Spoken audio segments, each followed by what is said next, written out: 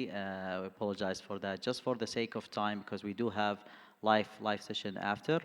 So we'll resume Dr. Ahmed Salah presentation about ampullary adenoma approach and mastering endoscopic ampullectomy techniques.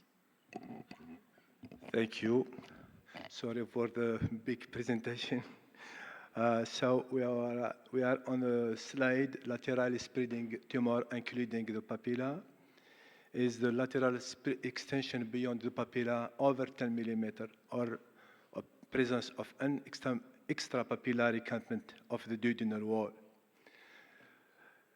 Comparable outcomes of endoscopic resection in terms of curative endoscopic resection and reconsiderators. It's the same with simple ampullary lesion. So, but it has a higher risk of intraprocedural bleeding and delayed bleeding. About ampullary lesion with intraductal extension, the risk is a lower R0 rejection rate and higher rescue surgery rate, 37% versus 12%. So, in this case, we need to use complementary techniques, thermal ablation with cystotome and or radiofrequency ablation with temporary biliary stenting. What about ampullary lesion with carcinoma? When we have ampullary lesion with carcinoma, the risk is the incomplete rejection and the high risk of recurrence, 40% and 6.7%. For the French guidelines, we can treat it by endoscopy if we have ampullary lesion with in situ carcinoma or with intramucosal tumor T1A. About outcomes of endoscopic ampullectomy, it has a highly variable result. The complete rejection rate is from 47 to 93%. And it's the same for the clinical success, 76 to 100% of the clinical success.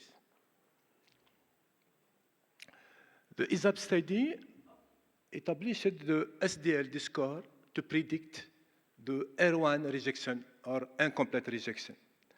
There are 4 independent predictors for R1 rejection.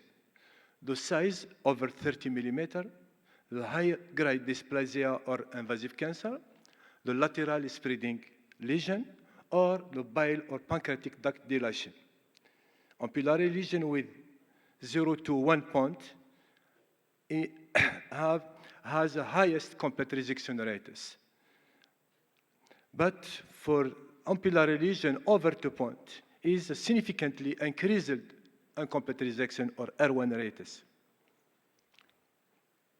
About safety and complication, overall adverse event rate is 25%. Complications are minor or to moderate and can be managed by endoscopic treatment. It's an early adverse event or later adverse event.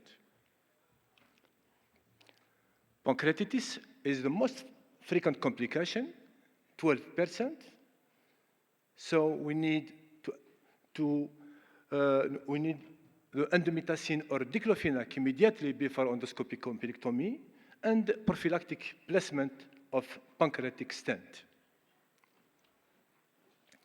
Post-procedural bleeding is the second most frequent complication, 11%, immediate or delayed, and can be managed endoscopically and in most cases successfully.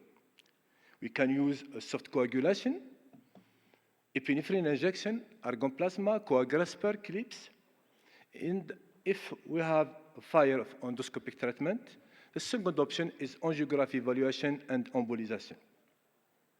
For the delayed hemorrhage, endoscopic hemostasis should be performed as a first-line treatment. On this slide, we have 2 guidelines about therapeutic approaches.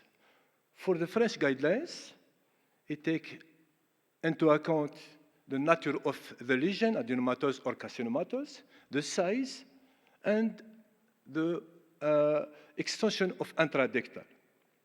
Endoscopic ampullectomy is indicated for ampullary tumor, adenoma lesion, adenoma with carcinoma in situ or T1A, and adenoma with intraductal involvement. For the European Society of Gastrointestinal Endoscopy, endoscopic treatment, if ampullary adenoma without intraductal extension, good result and technical and clinical success. For the block resection of ampullary adenoma up to 20 and 30 millimeter, we need to take a R0 rejection. The risk of endoscopic ampullectomy is the recurrence, so the follow-up is recommended. The recurrence rate is 5 to 31%. Intraductal invasion or incomplete rejection increases the risk of recurrence. The residual or post-endoscopic ampullectomy recurrence can be treated by endoscopic treatment or surgical treatment.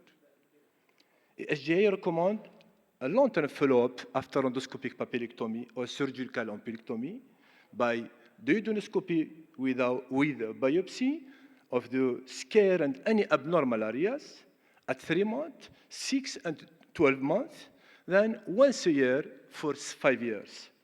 If recurrence after endoscopic ampullectomy, careful evaluation by endoscopic and biopsy, EUS and MRCP before any treatment. Is there a risk factor for recurrence of endoscopic ampullectomy? In this large meta-analysis, a large Japanese study with a long follow-up, 33 months, the recurrence at 3 years is depend of the nature of rejection. For the R0 rejection, we have only 11%. When we have indeterminate margins, we have 29%. And when we have incomplete rejection, R1, we have 33 to 34%. In this study, R1 rejection and Rx margin are the strongest predictor of recurrence. This is the guidelines, the algorithm of the ACA guidelines. It's simple. If we suspect ampullary tumors, we have to do 3 examinations, the side viewing endoscopy and biopsy, EUS and MRCP. The result from these 3 examinations, 3 situations, if we have histology negative with biopsy, this case, when we have enlarged papilla without clinical or biological symptom, we need only follow-up at 3 months with further biopsy. If we have ampullary lesion with biopsy negative, but we have a cholestatic syndrome or clinical or biological syndrome, in this case, we need to take limited sphincterotomy with repeated biopsy after sphincterotomy or EUS with FMB. The second situation, if we have histology positive ampullary adenoma less than 20 millimeter, is the best indication for the endoscopic ampullectomy with low-grade or high-grade dysplasia. The third situation, if we have ampullary lesion with carcinoma, for ESG guidelines, this is the indication of surgical treatment, transduodenal ampullectomy or pancreatic duodenectomy. In conclusion, ampullary lesion is a rare tumor, sporadic or occurring within the context. Duodenoscopy US and MRCP are a crucial role in the evaluation and staging of ampullary lesion. Endoscopic colectomy is effective treatment when indicated. The selection of the patient is very important. Technical advances in endoscopy have expanded the indication. Early ampullary carcinoma, lesion with a lateral spread or with intraductal extension. it's important to note that this procedure, this is a polypectomy or a mucosectomy, but is a procedure with an increased risk of adverse event and should be performed exclusively in competent centers. Recurrence after endoscopic omplectomy is not negligible, so the follow-up after endoscopic omplectomy is necessary. Thank you for your attention.